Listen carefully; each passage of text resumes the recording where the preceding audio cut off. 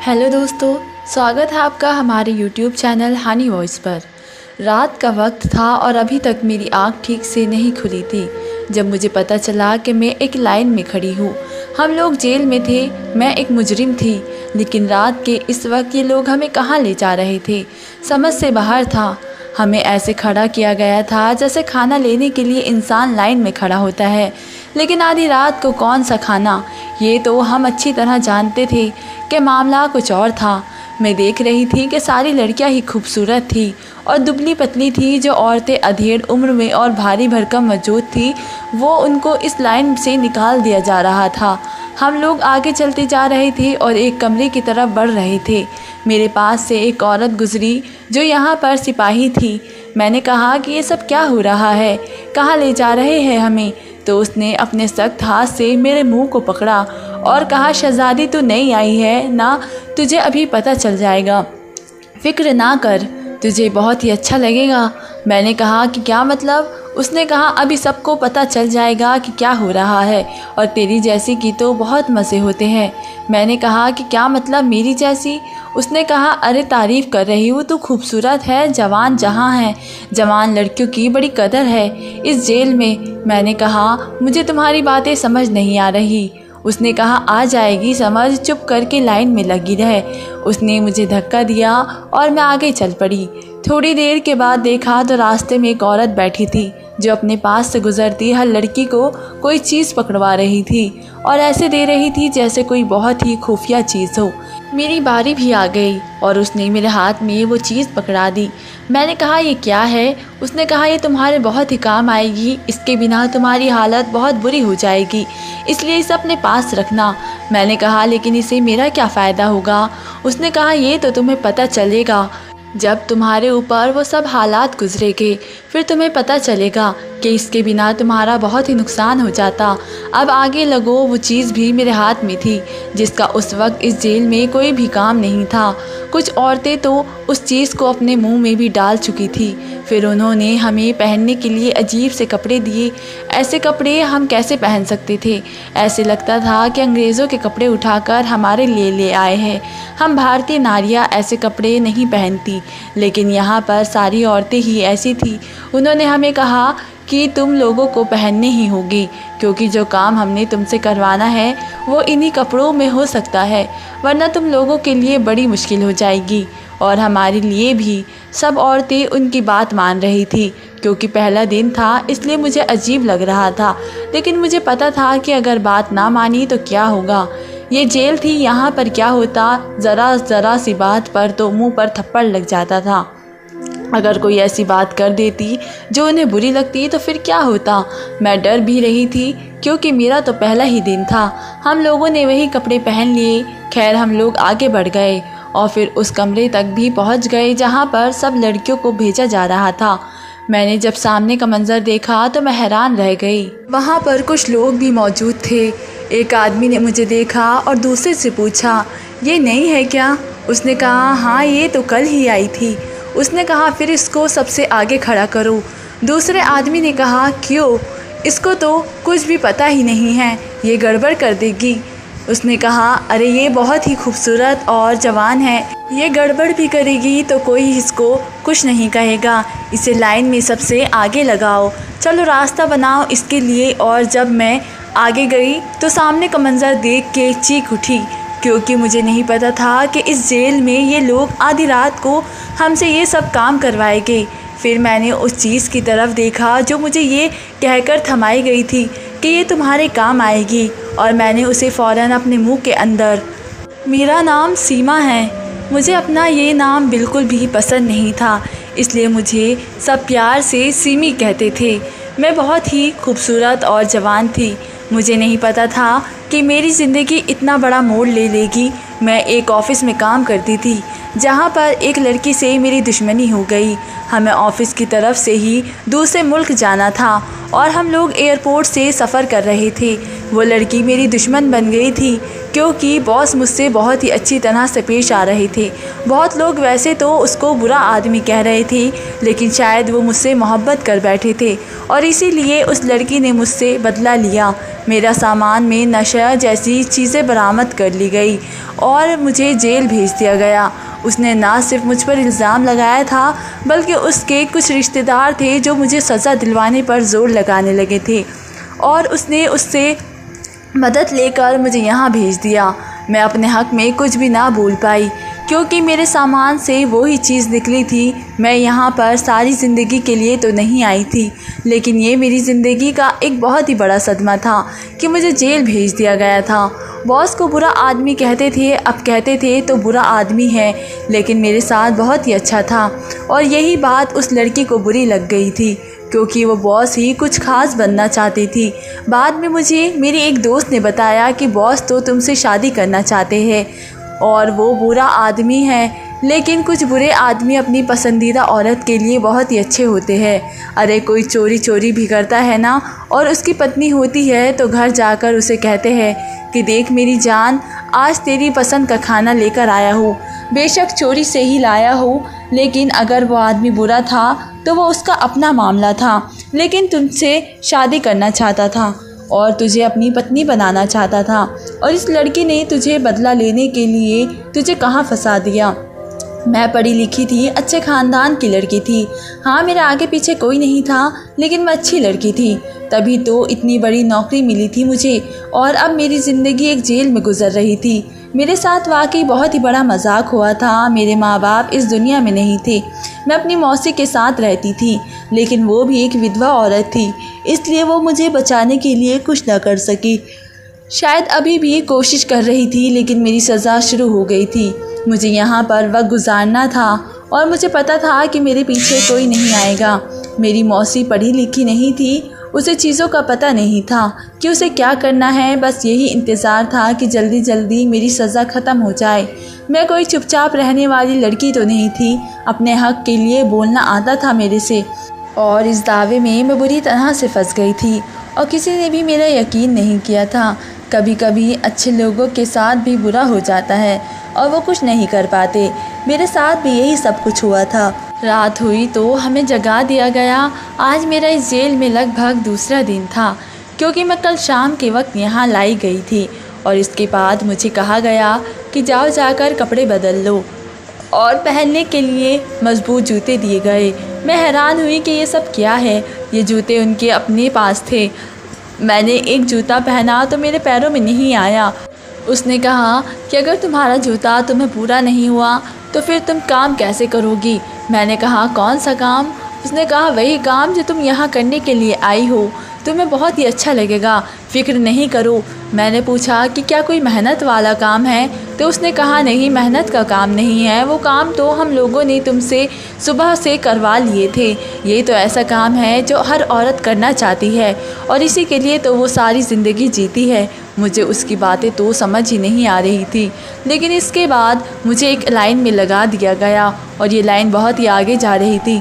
मैंने देखा कि मेरे आगे एक मोटी सी औरत खड़ी थी, तो एक दूसरी औरत जो जेल में काम करती थी वो आगे बढ़ी और उसने कहा, अरे बीबी तू कहाँ से इस लाइन में आके खड़ी हो गई है, तेरा क्या काम है, तेरे अंदर अब रह ही क्या गया है। उसने कहा तेरे गोश्त ने तो हड्डी छोड़ दी है, अदरक हो गई है तू, कहीं से भी बढ़ रही है। ऐसा कहकर वो औरत खुद ही हंस दी, कहने लगी तेरा अंदर बचा ही क्या है जो तू इस लाइन में लग गई है, चल निकल यहाँ से। उसने कहा नहीं नहीं, प्लीज़ भगवान के नाम पर मुझे भी जाने दो, मेरा भी कोई फ़ायदा हो जाएगा। उस औरत ने कहा तेरा अब कोई फ़ायदा नहीं हो सकता, तेरे फ़ायदे की उम्र गुजर गई। अब तू ना तो किसी का फ़ायदा पहुंचा सकती है और ना ही किसी को अपना फ़ायदा हो सकता है, इसलिए तू भी इस लाइन से निकल जा और यहाँ से फुट ले, तेरी बड़ी मेहरबानी होगी। उसने कहा नहीं, मुझे पैसों की ज़रूरत है। उस औरत ने कहा मुझे काम करने दो, मैं बहुत ही अच्छा काम करूँगी। तब औरत ने कहा अब तेरे अंदर रह ही क्या गया जो तू अच्छा काम करेगी, तुझसे तो अपना आप नहीं समझा जाता, बड़ी आई किसी को खुश करने वाली, चल निकल यहाँ से। उसे उस लाइन से निकाल दिया गया और उसकी जैसी बाकी औरतों को भी निकाला जा रहा था। बाद में वो कर्मचारी आपस में बातें कर रही थी और कह रही थी कि देखो इन औरतों के हालात, उम्र गुजर गई लेकिन दिल नहीं भरता इनका, कैसे लाइन में लग जाती है। दूसरी ने कहा तड़प ही ऐसी है, दिल नहीं भरता ना इनका। और इस बात पर वो दोनों हंसने लगी। हमें जानवरों की तरह लाइन में लगाया था, उल्टे सीधे कपड़े पहनने को दे रही थी और काम करवाने की बातें कर रही थी और ख़ुद कैसे हंस रही थी। ये जेल बहुत ही बड़ी थी और कहाँ यहाँ पर न जाने कितनी सौ औरतें सज़ा काट रही थी। इस लाइन में अब सिर्फ खूबसूरत जवान और दुबली पतली औरतें खड़ी थी जिनको कोई बीमारी भी नहीं थी। थोड़ी देर के बाद जेलर साहब भी वहाँ आ गए। उन्होंने कहा इन सब को लाइन में लगाओ, बहुत ही ज़रूरी काम है। इतना कहकर उन्होंने मुझे एक नज़र देखा। मुझे उनकी नज़र ठीक नहीं लगी। ऐसा लगा कि एक पल में ही उन्होंने मेरा जायज़ा ले लिया, मुझे सिर से लेकर पैर तक देखा और वहाँ से चले गए। उनके चेहरे पर अजीब सी मुस्कुराहट थी। मेरे पीछे एक कैदी औरत खड़ी थी। मैंने कहा ये कौन है? उसने कहा ये यहाँ का जेलर है, बहुत ही जालिम इंसान है। उस लड़की ने कहा चुपचाप चलती रहो और कोई भी सवाल मत करना, इनकी नज़रों में आ गई तो बहुत ही बुरा होगा। मैंने कहा मुझे लगता है कि मैं उसकी नज़रों में आ गई हूँ। उसने कहा हाँ शायद, क्योंकि तुम बहुत ही खूबसूरत हो। तुम जैसी खूबसूरत लड़की को क्या ज़रूरत थी कोई गुनाह करने की, जो तुम यहाँ पर आ गई। तुम्हें पता नहीं है खूबसूरत लड़कियों के लिए जेल नर्क होती है। लेकिन अब कुछ भी मत बोलना। मैंने पूछा कहाँ ले जा रहे हैं ये हमें? तो उसने कहा इस दुनिया की सबसे बुरी जगह पर, लेकिन क्या करें, मजबूरी है। ये सब कुछ तो हमारे साथ बहुत ही बुरा हो रहा है, जुल्म हो रहा है हमारे साथ, पर हम कुछ नहीं बोल सकते। अगर बोले तो इससे भी बुरा होगा। मैंने कहा तुम मुझे डरा रही हो? उसने कहा हाँ तुम्हें भी डरना चाहिए। थोड़ी देर के बाद मैंने देखा कि आगे एक औरत खड़ी थी और सारी औरतों को कुछ न कुछ पकड़ा रही थी, आगे भेज रही थी। जब मेरी बारी आई तो उसने मेरे हाथ में वो चीज़ रखी। मैंने उस तरफ देखा तो मैं हैरान रह गई। मैंने पूछा ये क्या है? उसने कहा ये तुम्हारे काम आएगी। मैंने पूछा ये मेरे काम कैसे आ सकती है? ये तो एक मूली है और इसके ऊपर क्या लगा रखा है तुमने? उसने कहा इसके ऊपर असली घी लगा हुआ है, देसी घी में बहुत ही ताकत होती है। मैंने पूछा लेकिन क्या करना है इससे हमें? उसने कहा पता चल जाएगा तुम्हें, जल्दी से इसे अपने पास रख लो और जाओ यहाँ से। जिस जगह पर हमें ले गए वहाँ का मंजर देखकर मैं हैरान रह गई। ये एक बड़ा सा कमरा था, उसमें अंधेरा था। अंदर दो मर्द भी खड़े थे जो शक्ल सूरत से बड़े ही खूबसूरत और जवान लग रहे थे। उनमें से एक की नज़र मुझ पर पड़ गई। उसने कहा ये लड़की कौन है? पहले इसको नहीं देखा। तो एक सिपाही औरत ने बोला कि ये तो अभी नई आई है, कल आई थी। सुबह के वक्त आते ही अपनी कोठरी में जाकर सो गई और बहुत ही रो रही थी। कह रही थी मैं बेगुनाह हूँ, मुझे फंसाया गया है, इसलिए बड़ी उदास थी। हमने कहा रो लो थोड़ा, दिल हल्का हो जाएगा। उसने कहा इसको ज़रा आगे लेकर आओ। मैंने कहा नहीं मैं नहीं आऊँगी। क्यों बुला रहे हो मुझे और क्या करवाना चाहते हो तुम लोग हमसे? मैं नहीं करूँगी ये काम, छोड़ दो मुझे। जब मैंने चीखना चिल्लाना शुरू किया तो दो औरतों ने मुझे पकड़ लिया और लाकर उस आदमी के सामने खड़ा कर दिया। उसने कहा वो चीज़ लेकर आओ ज़रा। और जब मैंने उस औरत को देखा तो हैरान रह गई। सुबह हुई तो मैं अपने कमरे में थी। मेरे पूरे जिस्म में दर्द हो रहा था। मेरे हाथों की उंगलियां सूज चुकी थी। मेरी गर्दन में भी बहुत ही दर्द हो रहा था। वो लड़की मेरे सामने ही बैठी थी क्योंकि वही मेरे साथ जेल में रहने वाली थी। उसने कहा बड़ी देर से उठी हो तुम, अब चलो काम करते हैं। मैंने कहा जो रात भर हम लोगों ने किया है वो क्या था? ये सब कुछ मुझसे रोज़ रोज़ नहीं होगा। मैं फूट फूट कर रोने लगी। तो उसने कहा अगर रोज़ रोज़ नहीं होगा तो भी करना पड़ेगा, मजबूर है हम लोग। कौन है हमारे आगे पीछे? और लगता है बड़े अच्छे माहौल में रही हो तुम, जो तुमसे अब ये सब कुछ करवा रहे हैं तो तुझे इतना बुरा लग रहा है।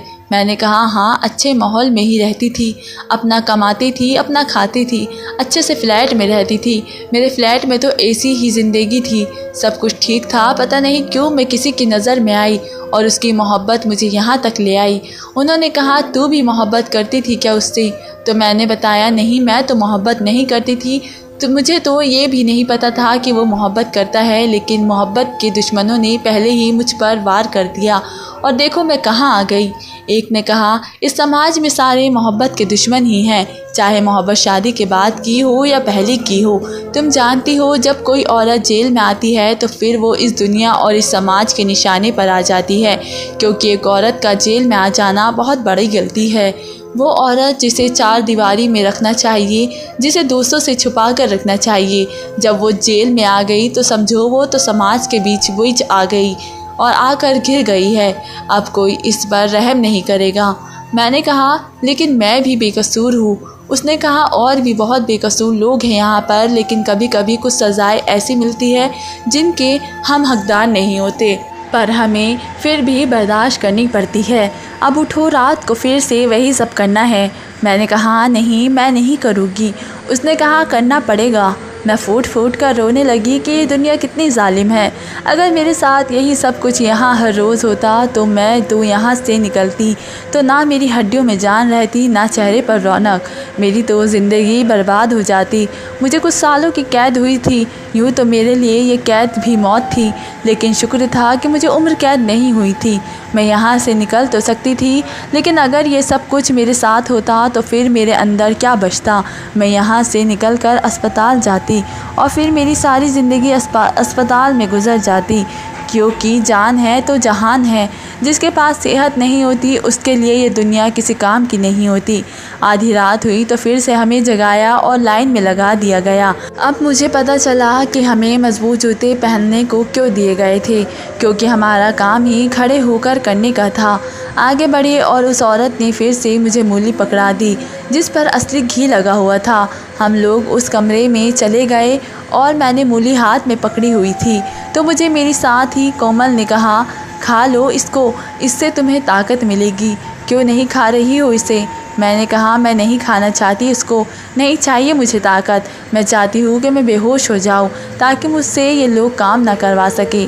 उसने कहा, अगर बेहोश हुई तो तुम्हें ही तकलीफ़ होगी, और आज बेहोश हो जाओगी तो क्या बाद में भी तो यही काम करना पड़ेगा। मैंने कहा कि क्या ये लोग इतने जालिम हैं कि एक इंसान बीमार हो उससे फिर भी ये काम करवाएगी। उसने कहा, जब तक ज़िंदा हो तब तक करवाएगी। खा लो इस मूली को, मूली के अंदर बहुत ही पानी होता है, इंसान को ताकत मिलती है, और देसी घी के फ़ायदे का तो तुम्हें पता ही है। अगर तुम ये नहीं खाओगी तो तुम्हारा अपना नुकसान होगा। इतनी मेहनत का काम है, खा लोगी तो फ़ायदा ही होगा। मैंने उस मूली को खा लिया देसी घी के साथ। मूली का जायका बहुत ही अजीब लग रहा था, लेकिन उसकी बात सच थी, क्योंकि यहाँ पर हमें बहुत ही पसीना बहाना पड़ता था।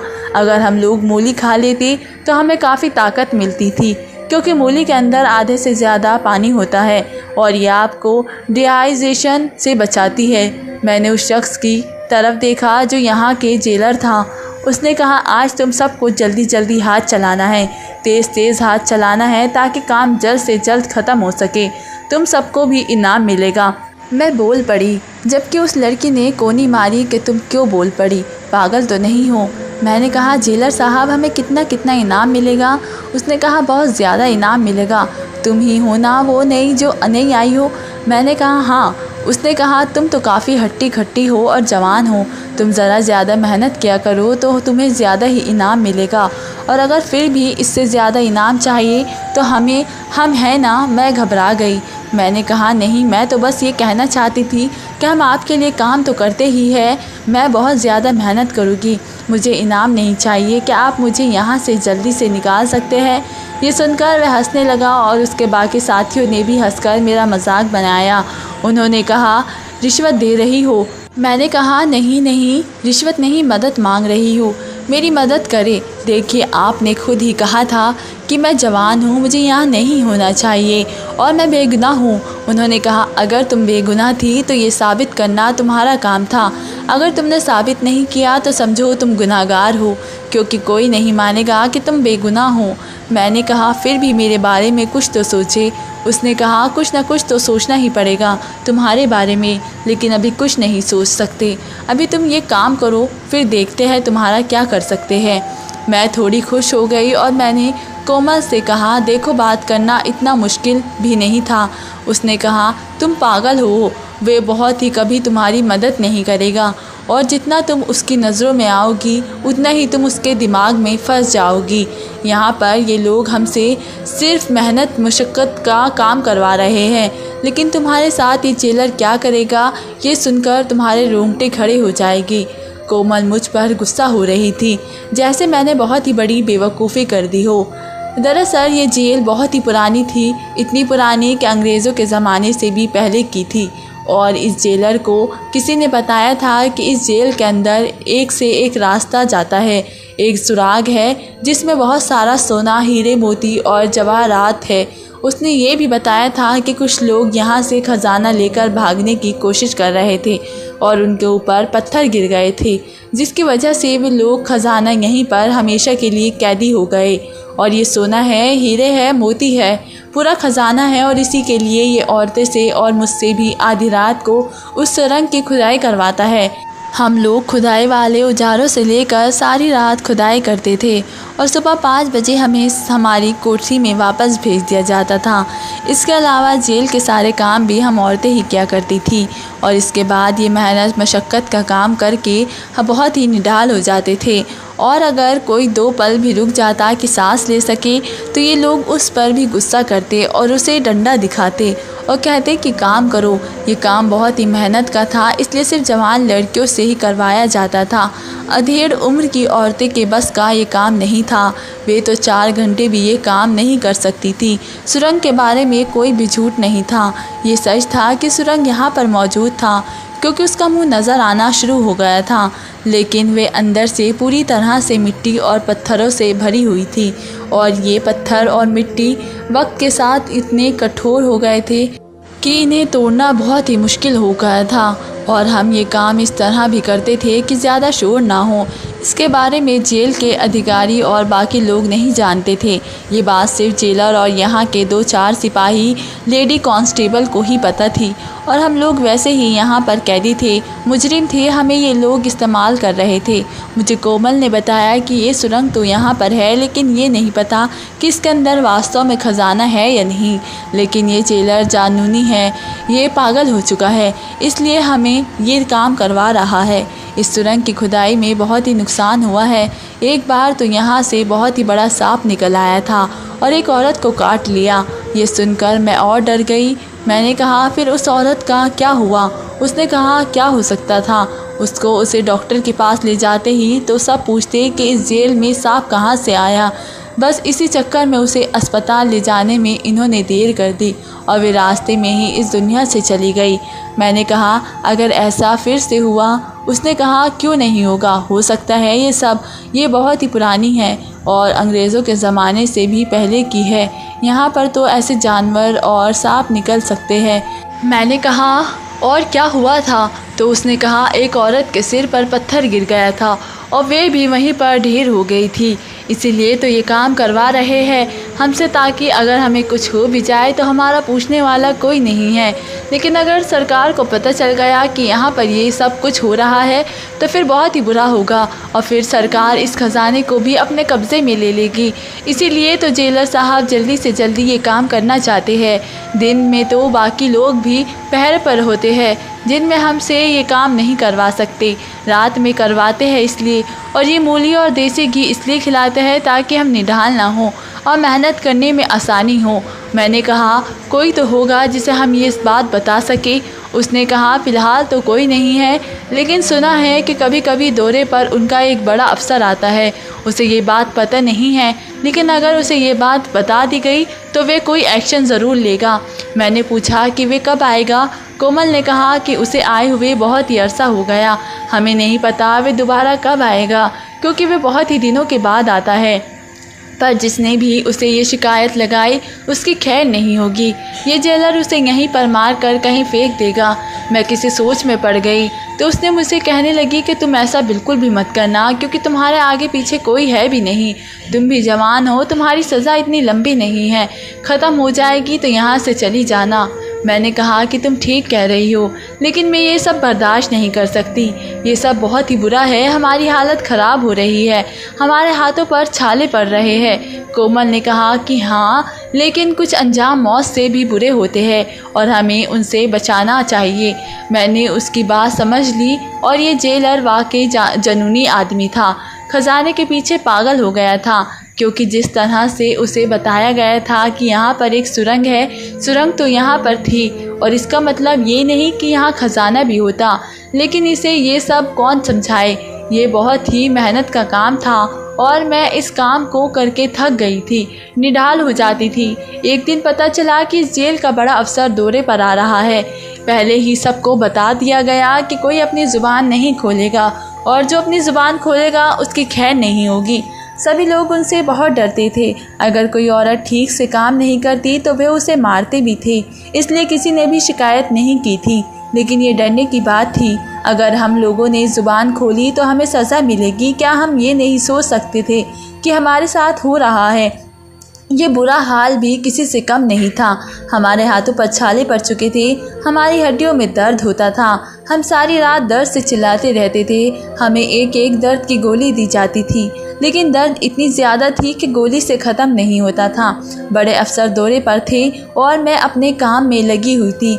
आज मेरी ड्यूटी रसोई में थी और उसे ये देखना था कि कैदियों के लिए किस तरह का खाना बनाया जा रहा है, सफाई सुथराई और मानवाधिकार का ध्यान रखा जा रहा है या नहीं। जैसे ही वे सामने आया मैं उसे देखकर हैरान रह गई। मुझे लगा कि वह कोई बूढ़ा होगा, लेकिन वे तो जवान था। उसका नाम अर्जुन था और उसने बता रहा था। मैंने तुरंत जाकर उसके कदमों में बैठ गई और वे भी हैरान हो गया। मैंने कहा, सर हमारी मदद करें, यहाँ हमारे साथ बहुत ही बुरा हो रहा है, बहुत ही गैर इंसानी रवैया अपनाया जा रहा है। मैं पढ़ी लिखी थी, समझदार औरत हूँ, मैं बेगुनाह हूँ। मैं यहाँ आई, मुझे लगा कि बस मेरी सज़ा यही है कि मुझे यहाँ कैद रखा जाएगा, लेकिन ये लोग हमसे रोज़ रात को बहुत ही मेहनत का काम करवाते हैं। हमारी शक्ल देखिए, हमारे हाथ देखिए, आपको क्या लगता है हमारे हाथों पर ये छाले क्यों पड़े हैं? सभी लोग मुझे ऐसे देख रहे थे जैसे अब मैं ज़िंदा नहीं रहूँगी और जेलर भी पास ही खड़ा था। उसने कहा, सर ये पागल है, फिजूल बातें कर रही है। मैंने कहा, तुम चुप रहो, मैं अब किसी से नहीं डरूंगी। साहब देखिए, हम इस देश में रहते हैं और एक आम इंसान सोचता है कि पुलिस वाले हमारे मददगार नहीं हैं, बल्कि सिर्फ रिश्वत लेकर अपनी जेबें भरते हैं। क्या आप इस बात को गलत साबित नहीं करना चाहते? क्या वास्तव में ऐसा है? अगर ऐसा है तो मुझे बेहिचक इस दुनिया में रवाना कर दे, और लेकिन अगर ऐसा नहीं है तो भगवान के लिए मेरी मदद करे। उसने कहा, आप मेरे साथ चलिए, और मुझे वहाँ से ले जाया गया और जेलर के ऑफिस में ही बैठा दिया गया। उसने कहा, मुझे पूरी बात बताए, क्या मामला है? मैंने उसे सब कुछ बता दिया तो वह हैरान रह गया। उसने कहा, अगर इस जेल में कोई सुरंग है और उसमें सोना है भी तो ये सरकार का है, और इसे निकालने के लिए हम कोई और तरीका भी अपना सकते हैं। अब इस जेलर की खैर नहीं है, लेकिन आपको मेरा साथ देना होगा। मैंने कहा, अगर आप मुझे यहाँ पर छोड़ देंगे तो ये लोग मुझे जान से मार देंगे। ये सब लोग इससे डरते हैं, ये हमारे लिए यमराज बना हुआ है। उसने कहा, ठीक है, फिर मैं आपकी सुरक्षा का भी इंतज़ाम कर देता हूँ। ये बड़ा आदमी वास्तव में बहुत ही अच्छा था और उसने कहा कि वे मेरी सुरक्षा भी करेगा, क्योंकि अगर मुझे ऐसे ही छोड़कर जाता तो मेरी हड्डियाँ भी नहीं मिलती। जेलर मुझे जिस तरह से देख रहा था उसने मुझे ही कहीं गंवा देना था। मेरे साथ बहुत ही बुरा हो सकता था। मैंने बहादुरी तो कर ली थी, लेकिन कभी कभी बहादुरी की कीमत भी चुकानी पड़ती है। इसलिए कहते हैं कि दिमाग भी सोच समझकर इस्तेमाल करना चाहिए। उसने मुझे वहाँ से शिफ्ट कर दिया और वापस उसी जेल में रख दिया जहाँ पर सज़ा सुनाने से पहले मैं रहती थी, यानी कि वहाँ जहाँ मेरे ट्रायल हुए थे। यह जेल नहीं बल्कि एक तरह का कमरा था जिसमें 8-10 बेड लगे होते थे और इसी में औरतें सोती थीं, और जब उन्हें सज़ा हो जाती तो उन्हें बड़ी जेल में भेज दिया जाता। यहाँ पर मैं बैठी थी और मैं ठीक थी। इस जेलर को बर्खास्त कर दिया गया था और सुरंग की खुदाई का काम सरकार ने अपने हाथ में ले लिया, लेकिन इस सुरंग में कोई सोना नहीं निकला। वे सुरंग बहुत ही दूर जाती थी, लेकिन उसमें कोई सोना या ख़जाना नहीं था। उसके बाद जो लोग जेलर के साथ मिले हुए थे उन्हें भी नौकरियों से निकाल दिया गया, और जब सब कुछ ठीक हो गया तो मुझे वापस भेज दिया गया। मेरी सज़ा 1.5 साल की रह गई थी, क्योंकि मेरी बहादुरी की वजह से मेरी सज़ा कम कर दी गई थी। मैंने पुलिस का साथ दिया था, इसलिए मेरे साथ ऐसा हुआ था, और मेरा समय पूरा होने वाला है। मैं यहाँ से जल्दी चली जाऊँगी, लेकिन फिर भी मैं बताना चाहती हूँ कि हमारे साथ वहाँ क्या रवैया अपनाया जा रहा था। आप लोग बताएं कि मैंने ठीक किया या नहीं। अब मैं यहाँ से चली जाऊँगी और इसके बाद ये कहानी और लोगों को भी सुनाऊँगी, ताकि सबको पता चल सके कि असल में जेलों के अंदर क्या होता है। अगर किसी ने गलती की है और अपने आप ने उसकी सज़ा दी है, तो ये कहाँ लिखा है कि वह आपकी संपत्ति बन जाए और आप उसके साथ जो चाहे करें। जेल में मुजरिम सज़ा काटने ही जाते हैं, लेकिन सज़ा के ऊपर सज़ा कौन देता है। पर मैं साथ ये भी कहना चाहती हूँ कि कोमल की बात बिल्कुल सही थी कि जब एक औरत जेल में चली जाती है तो वे सभी के लिए एक आसान शिकार बन जाती है। इसलिए औरतों की जेल पर विश्वास इंतज़ाम करना चाहिए और इस बात का चेक और बैलेंस रखना चाहिए कि वहाँ उनके साथ क्या सलूक हो रहा है। कोमल ने कहा था कि अगर तुम जेलर की नज़रों में आ गई तो कुछ बुरा और हो जाएगा।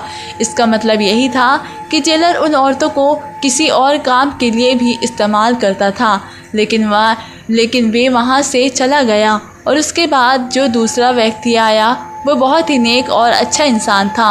वह सारी औरतों को अपनी बहन, बेटी और माँ की नज़र से देखता था और यही कहकर बुलाता था कि वे कहता था कि आप लोगों ने जो गुनाह किए हैं आपको उनकी सज़ा मिल रही है। इसका मतलब ये नहीं कि हम आपके साथ सिर्फ इसलिए बुरा करें कि आप लोग मुजरिम हैं। वे इंसान बहुत ही अच्छा था और वहाँ पर अब मेरा वक्त अच्छा गुजर रहा था, क्योंकि अब मेरा समय भी ख़त्म भी होने वाला था। आखिर में यही कहना चाहूँगी कि दुनिया वाकई बहुत बुरी है। यहाँ पर कोई किसी का नहीं है। इंसान को हर कदम सोच समझ कर रखना पड़ता है, अपने आप को जगह जगह पर बचाना पड़ता है। पर हैरानी और खुशी की बात यह है कि मेरे बॉस ने भी मुझे यहाँ से निकालने की कोशिश की थी और वे मेरे घर रिश्ते को पैगाम भेजना चाहते थे। वे मुझसे शादी करना चाहते थे, इसलिए उस लड़की ने मुझसे दुश्मनी निभाई थी। मुझे लगता है कि मैं यहाँ से निकलकर उनसे शादी कर लूँगी, क्योंकि वे मेरी मौसी से मिलने गए थे और उन्हें तसल्ली देकर आए थे। भगवान करे हम सबकी इज्जतें महफूज रहे। मेरे जीवन का बहुत ही बुरा समय था, लेकिन गुज़र गया। कुछ भी हो, समय तो गुज़र ही जाता है। दोस्तों, वीडियो कैसी लगी कमेंट करके ज़रूर बताएं। वीडियो को लाइक और चैनल को सब्सक्राइब ज़रूर करें। धन्यवाद दोस्तों।